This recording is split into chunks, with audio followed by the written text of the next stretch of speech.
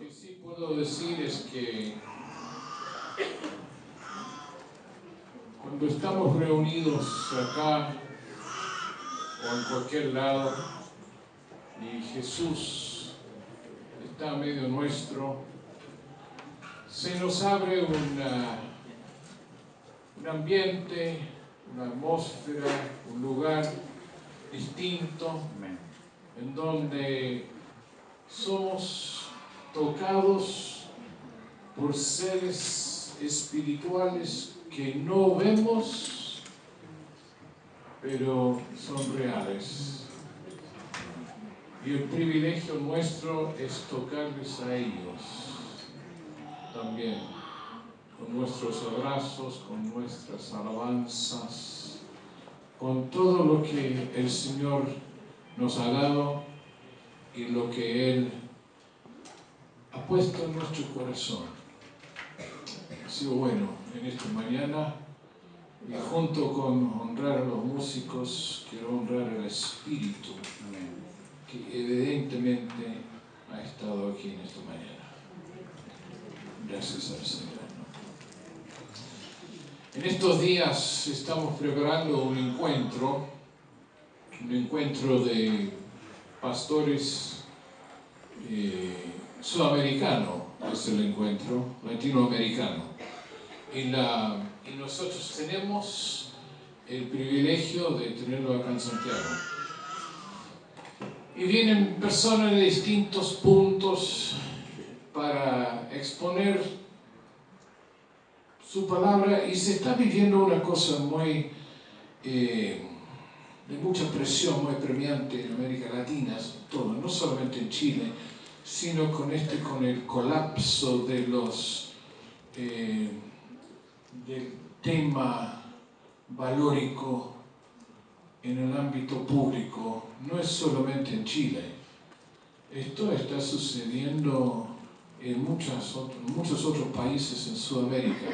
A veces nos llega noticia, a veces no. En Colombia están librando una lucha muy fuerte en Colombia. Argentina también, aun cuando parte de las batallas se han perdido en Argentina, no dejan de luchar los hermanos. Brasil, bueno, ¿para qué hablar de Brasil? Tiene su propio problema, ¿no?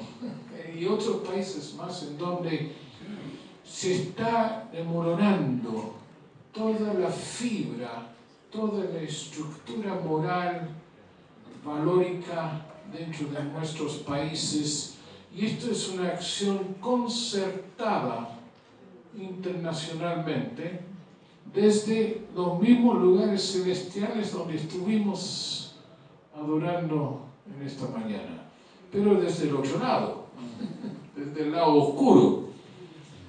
Pero que no nos quepa duda, es una acción concertada y no es de sangre y carne, sino es espiritual, totalmente. Ni siquiera podemos echar la culpa a nuestros gobernantes y los que están en el poder, más allá de lo que les corresponde, porque si fueran ellos que estuviesen concertando esto, serían los culpables, pero ellos ningún poder tienen en Colombia, ningún poder ejercen en Bolivia, ningún poder ejercen en Brasil, ninguna autoridad tienen en Argentina. ¿Quién está ejerciendo su autoridad? Es el enemigo de Dios. Y no solamente en contra del pueblo de Dios, sino en contra de toda la creación. Es un tema creacional. Bueno, yo podría seguir esta mañana hablando de eso, no lo voy a hacer, no es mi tema, ¿no? Pero como vienen varios a exponer sus soluciones y sus puntos de vista y su sugerencia de acción para la Iglesia, su remedio para esta situación global, nos hemos visto en la necesidad de revisar nosotros mismos cuál es la misión de la Iglesia en realidad.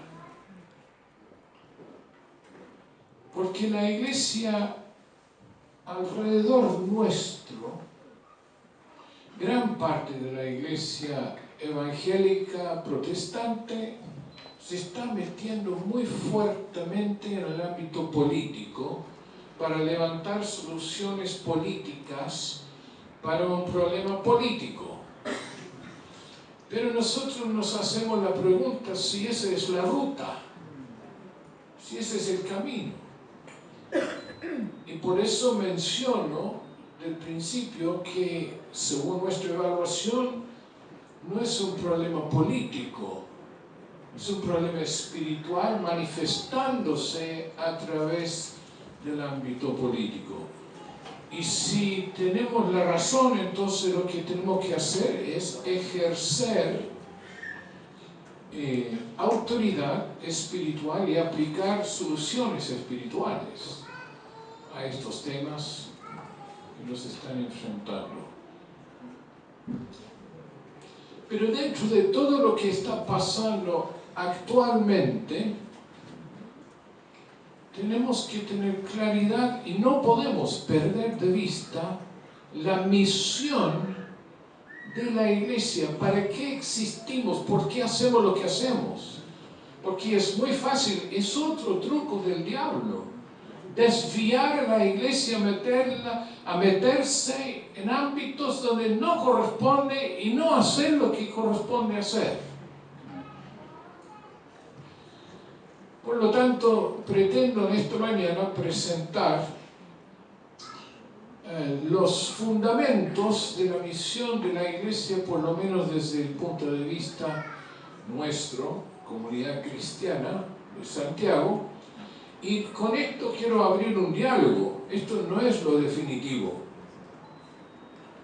porque puede ser que otros hayan recibido alguna orientación de parte del Señor, y eso es lo que también nos interesa escuchar, y esto es para abrir un diálogo. Y en parte esto surgió por causa de unas palabras que escuchamos en mayo, algunas que nos inquietaron, de manera que vamos a dar alguna definición y después la podemos destrozar, la podemos mejorar, la podemos aceptar, podemos dialogar, pero en algún momento queríamos exponer esta misión a todos ustedes, ustedes son la Iglesia, y la Iglesia tiene que saber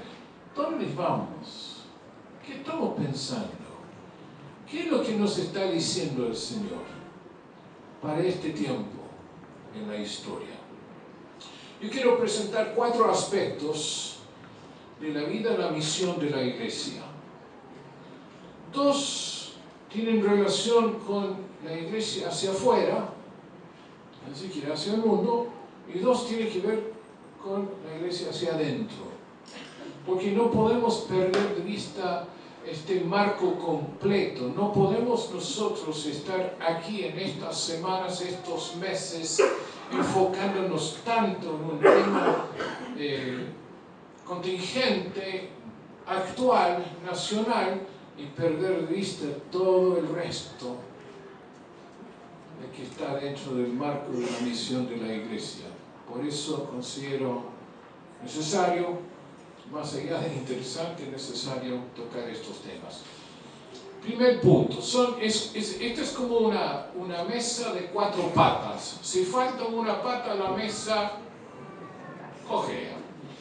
Así que voy a presentarlo a 4 patas o 4 columnas de la misión de esta manera. Primero, yo creo que el primero y más importante y más urgente, no sé si necesariamente en orden, pero sí en prioridad, la misión de la iglesia. Si yo les preguntara cuál es la misión de la iglesia, ¿qué me dirían? Predicar el evangelio.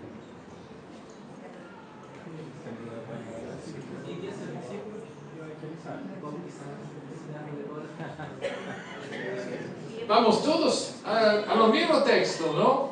Mateo 28. Y está muy bien. Punto número 1, evangelizar y discipular. Es el primer pilar fundamental. Evangelizar y discipular. Y los dos textos que nosotros conocemos bien, Mateo 28, 19, 20, a todo eso, como el mensaje es un poquito largo, no vamos a leer los textos, se los voy a citar nomás, ustedes lo pueden ver después, ¿ya? Y también Marcos 16, 15, en donde dice, vayan y prediquen el evangelio a toda criatura. Evangelizar y discipular no son iguales. Evangelizar, predicar a toda criatura es precisamente eso, es compartir la palabra con todos. Con todos. Y los que reciben la palabra, reaccionen, se convierten, a estos hay que discipular.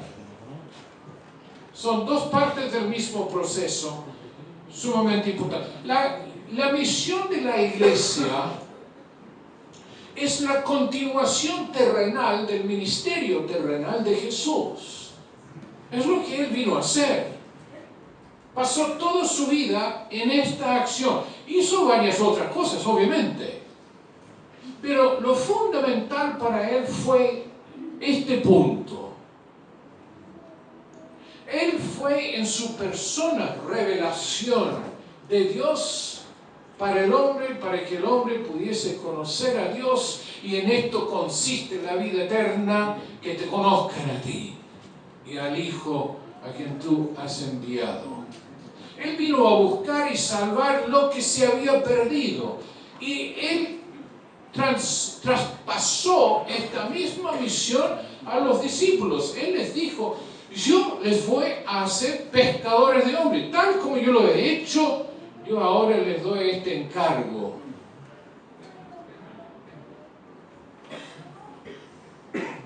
Y Pablo sigue extendiendo el tema más allá de estos límites en 2 Corintios capítulo 5, cuando él nos habla del ministerio de la reconciliación.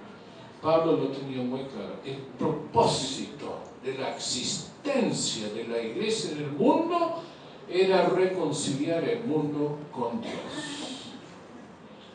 A eso vino Jesús, y eso es el encargo que nos ha dado a nosotros como iglesia. Y la mejor declaración del propósito de la vida de Jesús a mí me encanta esto, y tuve la oportunidad de ministrar sobre este texto en Rancagua hace 2 fines de semana atrás, que es el texto que aparece en Lucas capítulo 4, que es una repetición, obviamente, del mismo texto en Isaías 61, en donde la versión de Jesús es: el Espíritu del Señor está sobre mí y me ha ungido para proclamar las buenas noticias a los pobres, me ha enviado a proclamar libertad a los cautivos, a dar vista a los ciegos, a poner en libertad a los oprimidos y a proclamar el año favorable de la buena voluntad del Señor. La declaración del propósito de Dios detrás de su vida fue este. Ahora, nosotros tenemos Lucas nuevamente, siguiendo con el mismo tema, pero esta vez en el libro de Hechos, en capítulo 1, explicándonos cómo esto se va a desarrollar en la práctica. Él dice, Jesús se va, manda el Espíritu Santo, ustedes que reciben el Espíritu Santo van a ser los testigos, ¿dónde? Jerusalén, Judea, Samaria, hasta Chiloé, hasta el final del mundo, de la Antártica.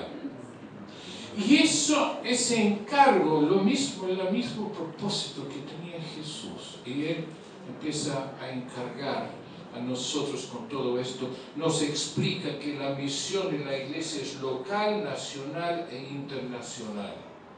No podemos hacernos el quite de esto. A veces nosotros a duras penas como que nos involucramos en la misión local. Y eso es muy bueno, está hablando del barrio, del sector donde nosotros vivimos. Cada congregación aquí representada tiene su territorio, tiene su sector, en donde la misión es predicar y discipular. Eso es la misión que tenemos. Es por eso que nosotros nos separamos en 4 comunidades, para ir a evangelizar y discipular.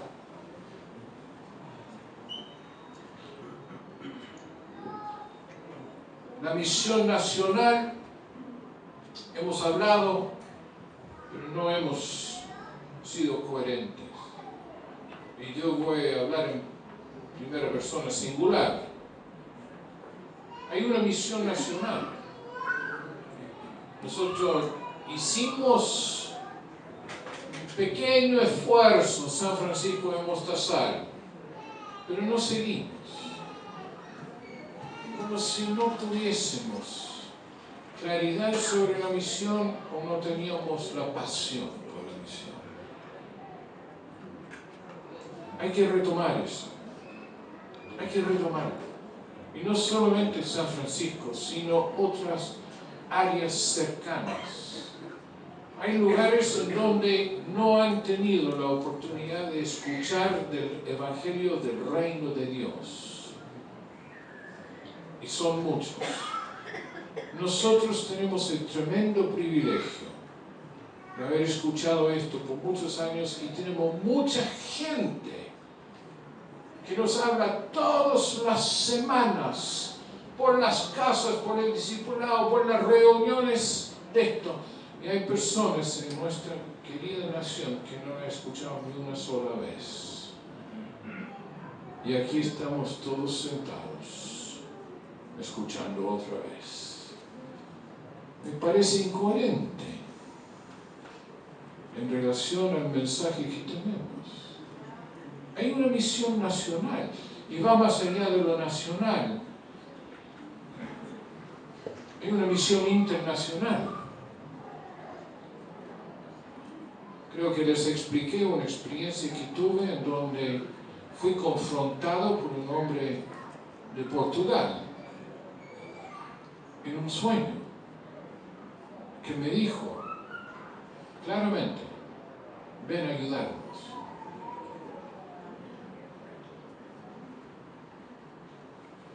El campo de España. En un par de semanas llega un matrimonio, un pastor de España va a visitarnos a nosotros, va a compartir con nosotros. En el encuentro, y dicho sea de paso, el día 9 de octubre, 2 semanas más, esta reunión se traslada al Hotel Diego de Almagro, que está en la calle Pío X con Holanda. Es ahí donde se está desarrollando la Conferencia Internacional de Pastores. Da la casualidad que la mañana del día domingo no hay programa en esa conferencia. Tiene la mañana libre, el salón está apagado, así que vamos a aprovechar. Vamos a ir para allá. Y es para todas las comunidades, más otra comunidad que he invitado. Así que en 2 semanas más, el 9 de octubre, aquí no va a haber reunión. Es allá, anote bien la dirección, San Pío X con Holanda. A las 10:30 de la mañana. Metro Tobalaba. Entre Tobalaba y los Leones, pero más cerca de Tobalaba. Y este hombre va a estar ahí en esa reunión unida entre nosotros y nos va a estar hablando. España. Y no solo eso, sino que he recibido una invitación de un brasilero y Juan Pablo Castillo a acompañarles a Nepal a principios del próximo año. Hay una misión internacional y no es solamente para mí. Dios está queriendo colocar una carga en el corazón de esta congregación, de esta familia. Hay mucho que hacer, muy pocos que están para hacerlo ahora. El proyecto 2020 es más relevante que nunca. Una comunidad en todas las comunas de Chile. Más relevante que nunca. A mí me gusta lo que Roberto dijo de Comunidad Cordillera el otro día. Él dijo, mire, esto es re sencillo. Hay que predicar y no preocuparse por los resultados. Predica nomás, po. Yo le dije, obvio. Pero es sabio. Hay que predicar nomás. Los resultados no nos corresponden a nosotros. Pero la misión es precisamente eso, predicar y discipular. Como menciono, hay una preocupación por el escenario político hoy en la iglesia. Se están haciendo grandes esfuerzos por impedir el deterioro de la fibra moral de nuestra nación. Pero para mí hay un abordaje correcto que va a dar resultados y otro que tal vez dé resultados, pero van a ser transitorios de corto plazo. Me explico. Nosotros podemos hacer mucho y deberíamos estar con una voz profética en la sociedad declarando que todo lo que está ocurriendo actualmente a nivel político, a través de los ministerios y sobre todo lo que está ocurriendo, por ejemplo, en el Ministerio de Educación, está mal, está muy mal. Viene del infierno mismo.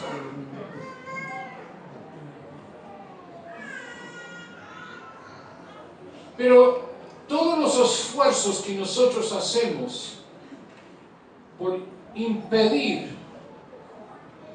que se haga legislación sobre alguna materia y todo el esfuerzo que hacemos para cambiar leyes que existen,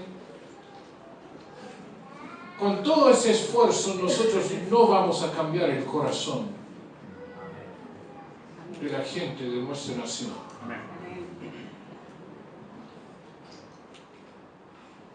Nosotros podemos cambiar las leyes, pero eso no va a cambiar el corazón de nadie. Y Dios está interesado en el corazón.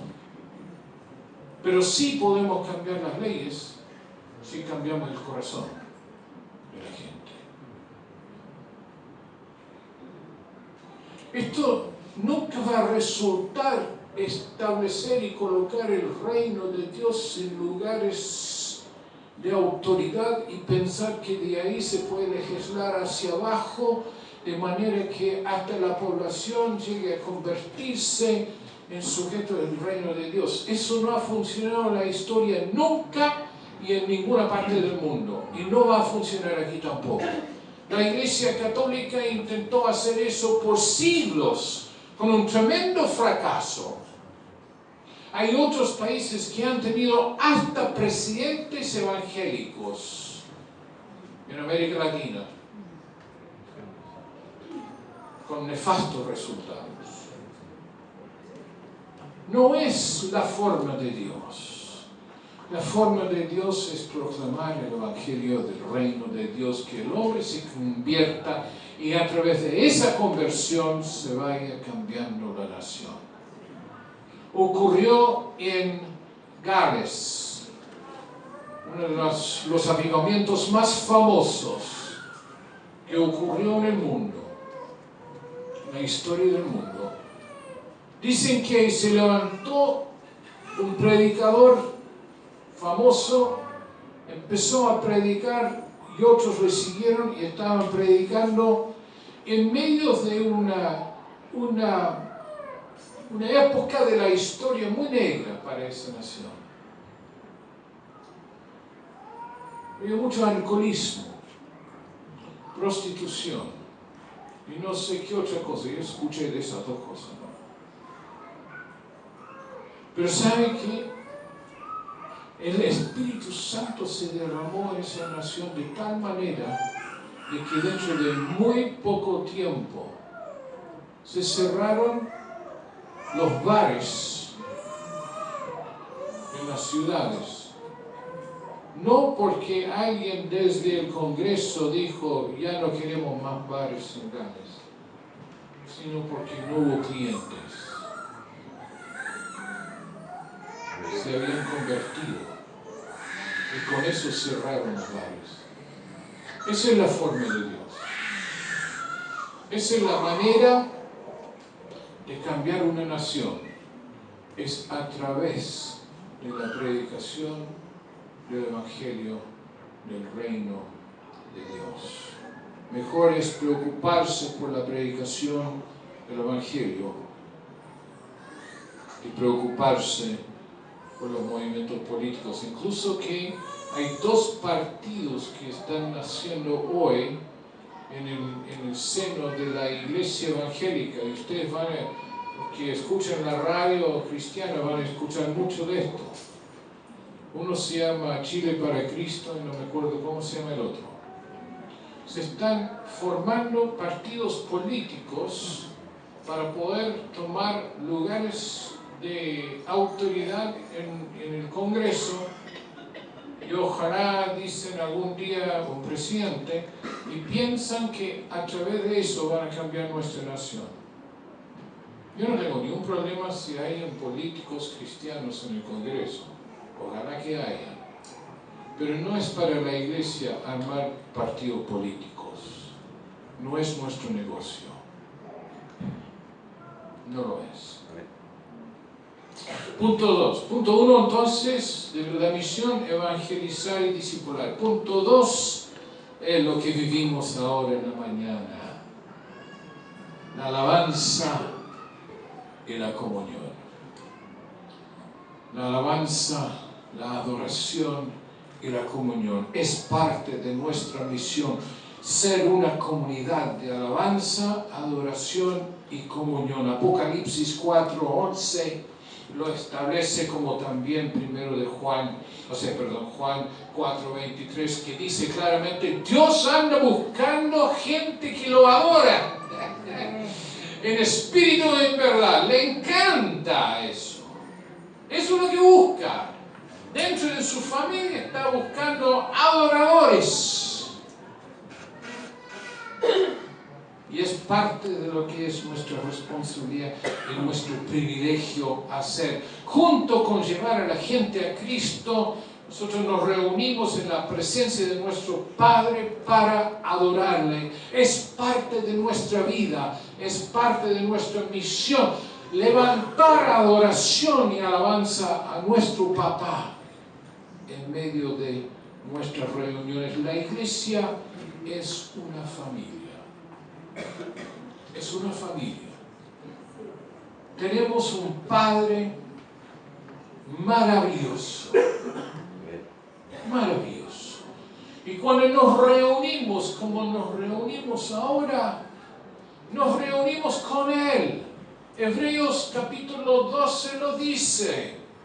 Estamos reunidos con Él, con Jesús, con los santos, con los ángeles, millares y millares de ángeles. Nos reunimos con todo esto en lugares celestiales para adorarle. Con los ancianos que ya están en el cielo para adorarle. Todos los que están alrededor de su trono, estuvimos junto a ellos adorando a nuestro Padre en esta mañana. Esta es nuestra misión, es parte de la misión. Intensificar esa adoración que Él recibe todos los días. Es una familia y compartimos también juntos como hermanos. El Señor encanta recibir nuestras expresiones corporales de amor y adoración. La adoración de sus hijos, quienes se han reunido en unidad y en amor, los unos por los otros. Jesús lo dijo de otra manera. ¿Cuál es el mandamiento más grande? ¿Y cuál es el segundo? La adoración y la comunión. Es vertical y horizontal. Amarnos unos a otros, como Cristo nos ha amado a nosotros. La marca que nos identifica como discípulos de Jesús es nuestro amor mutuo. Esa es la marca.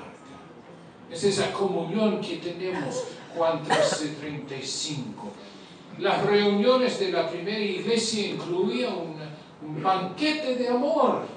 Ellos se juntaban para comer y celebrar la cena y alabar a Dios y escuchar palabra. Nuestras reuniones no la conocían los primeros cristianos. Ellos tenían algo mucho mejor. Se juntaban en torno a un asado y tenían mejor vino y tenían también la cena del Señor y también adoraban al Señor. A donde podían, porque no podían cantar muy voz en cuello, precisamente porque sus reuniones eran ilegales. Y así todos se juntaban con ese ánimo y con ese amor para compartir esa comunión, para compartir en torno a dos mesas, la mesa que tenían delante de ellos y a la mesa del Señor. Comunión, amor, vivir en comunidad, llevar las cargas los unos a los otros, amarnos unos a otros, orar unos por otros, apoyarnos unos a otros, animarnos. Como dice Hebreos, animarnos unos a otros, al amor y a las buenas obras. Nuestra comunidad es una comunidad de familia, somos una familia. Y esta invitación, cada vez que nos reunimos, es una invitación de parte del Señor a reunirnos con Él también. Y no puede faltar a nadie. Es como las familias grandes. No sé cuántos de ustedes vienen de familias grandes, pero en una familia grande uno dice, bueno, si yo no voy a la cena de Navidad, ¿qué importa? Ahí están mis 4 hermanos con todos sus cabros chicos, con sus esposas, ¿qué importa? ¿Es así o no? No puede faltar a nadie. Y el año que falta uno de los hijos con su familia en esa cena navideña va a quedar marcado ese año en la historia de la familia. Ese fue el año que José nos llegó.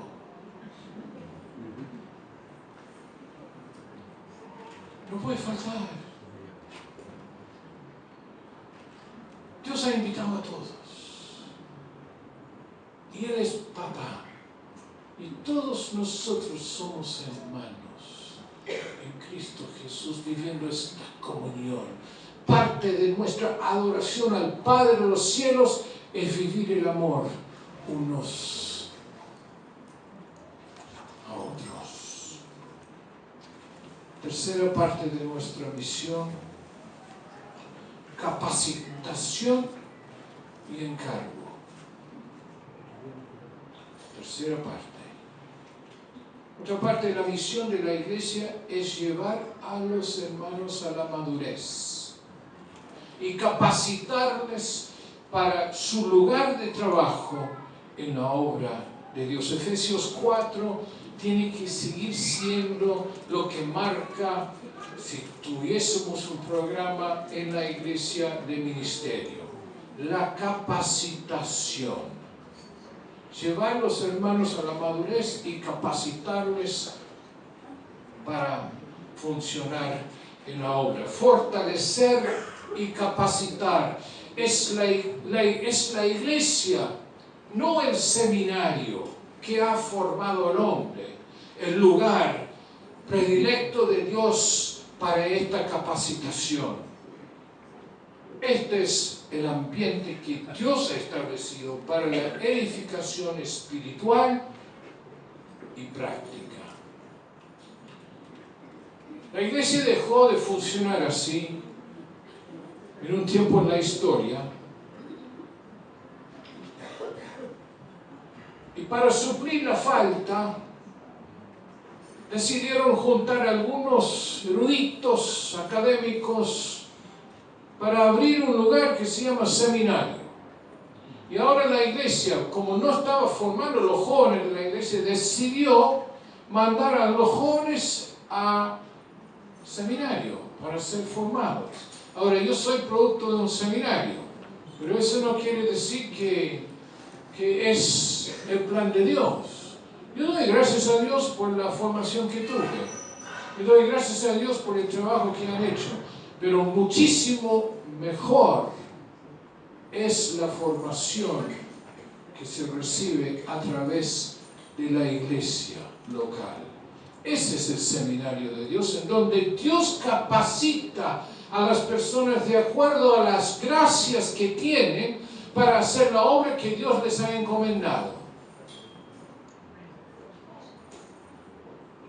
Con esto no quiero decir que los seminarios son malos, pero aun cuando yo estaba en seminario me acuerdo de algunos profesores diciendo que eran deficientes. ¿Por qué? Porque estaban formando jóvenes en un ambiente protegido, aislado de la realidad de la iglesia y de la realidad del mundo. De manera que cuando salían de ahí con su título de pastor no sabían nada. No sabían nada. No sabíamos nada. Yo mirando para atrás, no sé por qué algunas congregaciones me contrataron en esos años temprano para ser pastor. Yo todavía no sé mucho de ser pastor.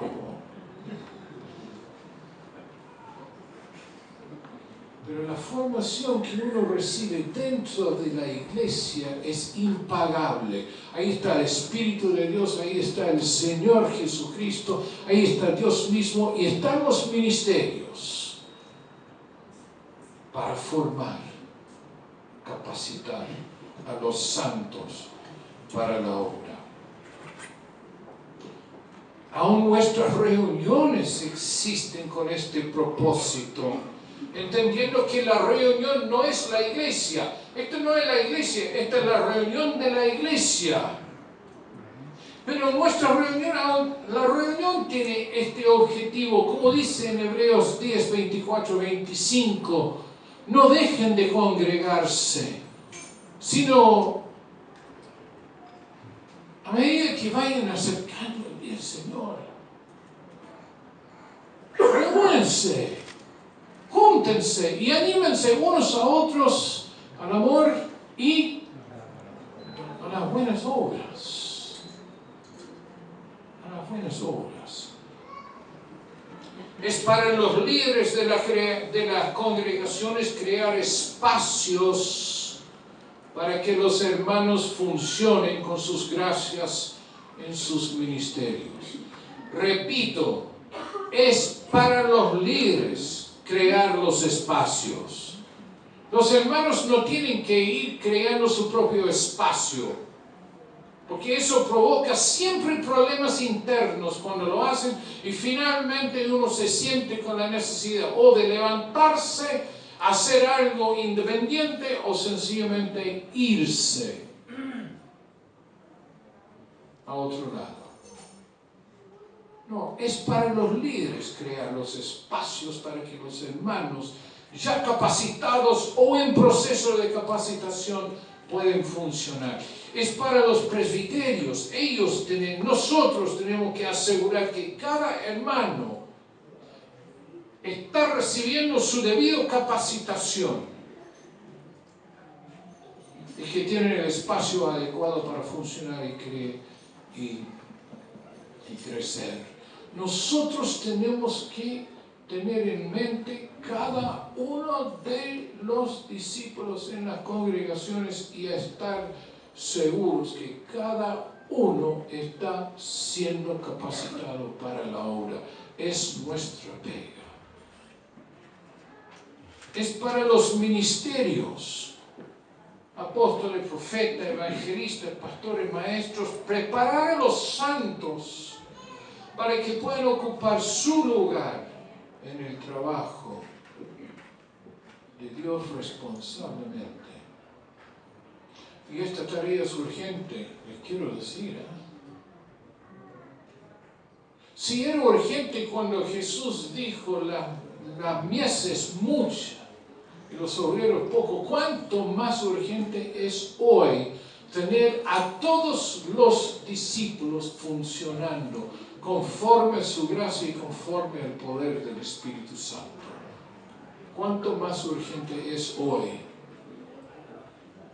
Todos los hermanos, todos, o estamos capacitando o estamos siendo capacitados. Ese es el plan de Dios.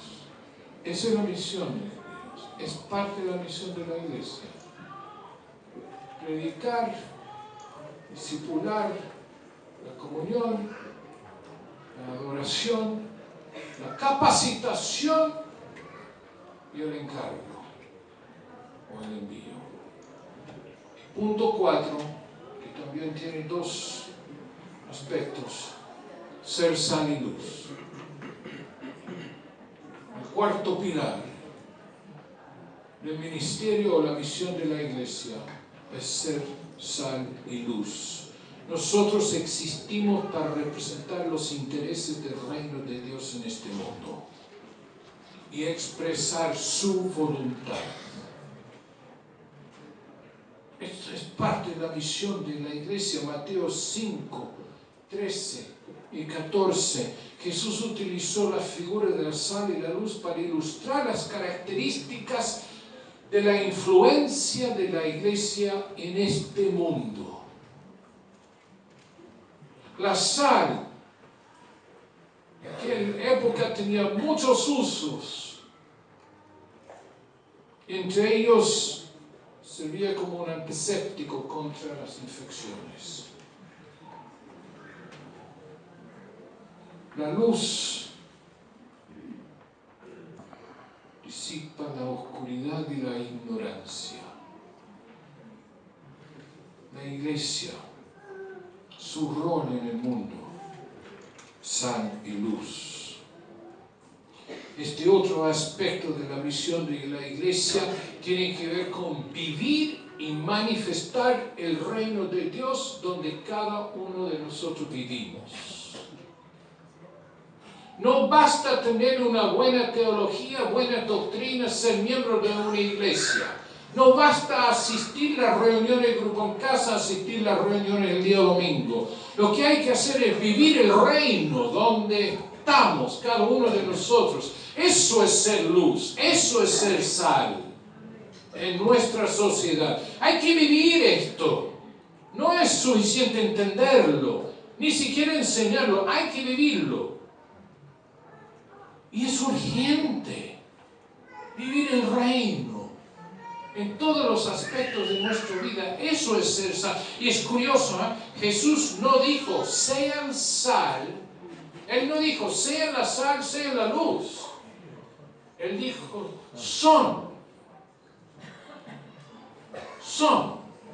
De por sí, la mera presencia de la iglesia en el mundo tiene un aspecto de preservación e iluminación. El puro hecho de vivir al lado de una familia que no conoce a Cristo, tú ya eres luz. El puro hecho de trabajar en un lugar en donde no hay más cristianos, estás solo, eso es ser sal.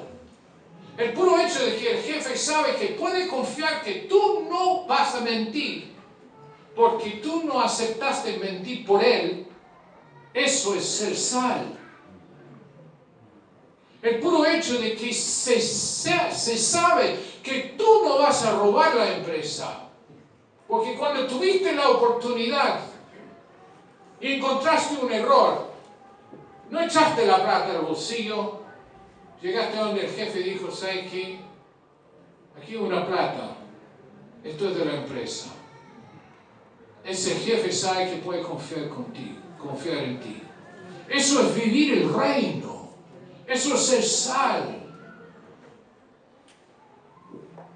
Y vamos a tener más oportunidades también. En este país se va a aprobar la ley del matrimonio igualitario. Yo quisiera que no, pero a menos que Dios venga con un milagro tremendo, se va a aprobar. Se va a aprobar la ley del aborto. Pero eso no quiere decir que nuestros jóvenes tienen que casarse homosexuales, ni que nuestras hijas tienen que abortar. Lo único que están haciendo es dándonos otra oportunidad para vivir y mostrar que el reino de Dios es otra cosa. Y que hay justicia en el mundo, y es la iglesia que manifiesta y muestra la rectitud de Dios en este mundo. Yo digo, y siempre varios me han escuchado decir, mientras más oscuro se pone este mundo, más va a brillar nuestra luz.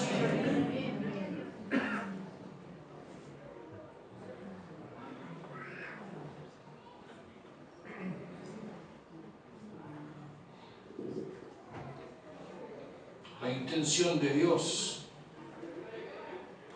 es que la iglesia representa sus intereses en los asuntos de nuestra sociedad. Esta influencia no puede ser pasiva, tiene que ser activa. Y no solamente expresada dentro de estas cuatro paredes, es una expresión de la iglesia hacia el mundo. Su intención es que seamos nosotros un agente catalítico de los principios de Dios en el mundo que nos rodea. La iglesia tiene una voz profética. No la podemos renunciar. La iglesia tiene la verdad y la tiene que expresar, aun cuando no es popular hacerlo. Y no solamente en los lugares altos del gobierno de nuestro país, sino en cada lugar donde nos encontramos en la sociedad. Esta verdad se tiene que proclamar con convicción y con la unción del Espíritu Santo. La verdad está en Dios. Fuera de Él no hay verdad. La iglesia tiene una voz profética. No hay que perderla, ni callarla, ni censurarla. La iglesia tiene una voz profética y tiene que manifestarse. Y es por eso que yo digo, nosotros no podemos militar en un contexto político creado por la iglesia, porque el día que la iglesia llegue a ser gobierno en este país, perdió su voz profética, perdió su rol profético, y es más, no va a cambiar absolutamente nada, porque el hombre va a seguir pecando tal como lo hizo antes, porque no hemos cambiado el corazón, cambiamos el gobierno. No es el objetivo de Dios en este tiempo. El objetivo de Dios es redoblar los esfuerzos de predicar el evangelio de luz. Predicar un evangelio que da esperanza y que puede hacer cambios fundamentales en nuestra nación. Los dos aspectos de hacer buenas obras y amar al mundo como Dios amó y ama al mundo, y brillar como antorchas en una oscuridad, forman parte importante de nuestra misión. Tito 2:14 dice que Dios busca un pueblo celoso de buenas obras. Y si fuera poco, Él vuelve a repetir en capítulo 3, versículo 14, el mismo principio. Nosotros tenemos que dedicarnos a las buenas obras y ayudar a los demás, dice Tito. También en Mateo 5:16, donde habla de que nuestra luz brille en este mundo oscuro para que los demás pueden finalmente reconocer y alabar a Dios. Es su manera de hacer evangelismo. Tenemos estos privilegios, son tremendos. Predicar el evangelio y discipular a aquellos que se convierten. ¿Ustedes han visto alguna vez la sonrisa de alguien que recién escuchó el evangelio y se convirtió? ¿Alguien ha visto eso alguna vez? ¿Sí? ¿Y han visto la sonrisa en la cara de la persona que le compartió el evangelio? Más grande todavía. Es como esa sonrisa que tenían los 12 cuando volvieron a donde Jesús y estaban eufóricos. Hasta los demonios nos obedecen. ¿Qué privilegio tenemos de compartir el evangelio a la gente? Privilegio de vivir en comunidad, animándonos unos a otros, viviendo el amor de Dios entre nosotros. El privilegio de ser capacitados para la obra por la gracia de Dios y servir a Dios con regocijo. Qué privilegio de ser ese elemento que cambia el entorno por ser sal y luz. Qué privilegios tenemos nosotros. La iglesia es una sociedad dentro de una sociedad.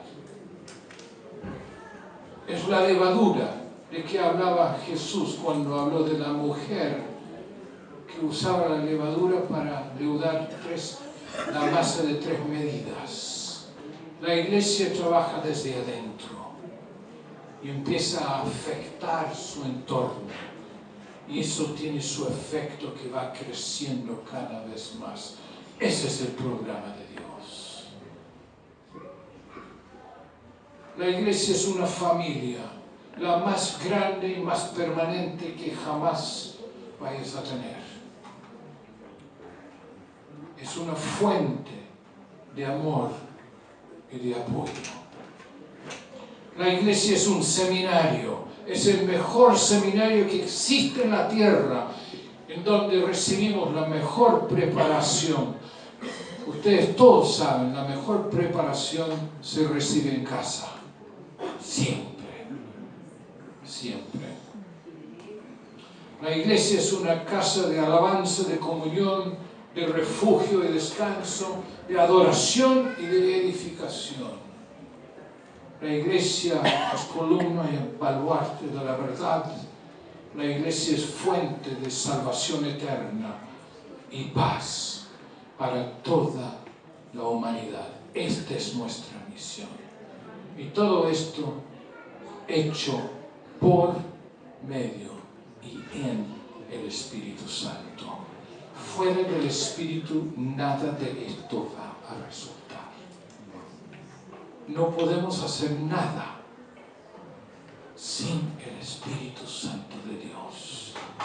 Tenemos que orar, tenemos que buscar, tenemos que ponernos de guardia, tenemos que gritar, tenemos que buscar incansablemente hasta que Dios nos llene con su Espíritu para lograr sus objetivos. Yo les puedo explicar los objetivos.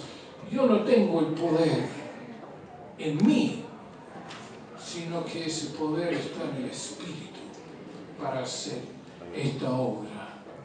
Bendito Espíritu Santo de Dios, fuente de todo poder eterno. La dinámica de Dios, el dunamis de Dios para hasta levantar a los muertos, sanar a los enfermos, librar a los presos, soltar a los que viven una dependencia de cualquier cosa. El Espíritu Santo da libertad, da victoria. Él es quien hace la obra de Dios porque Él es Dios. En nosotros y con nosotros.